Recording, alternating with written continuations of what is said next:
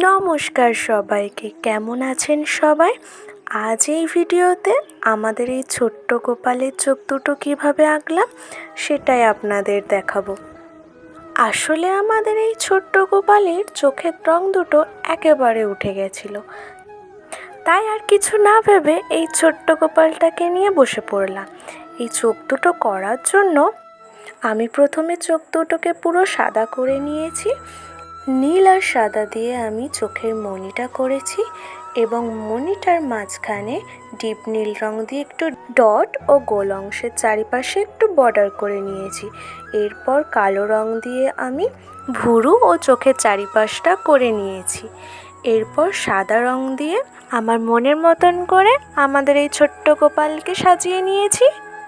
আমার আঁকা ছোট্ট গোপালের এই চোখ দুটি আপনাদের কেমন লেগেছে অবশ্যই জানাবেন। Thanks for watching.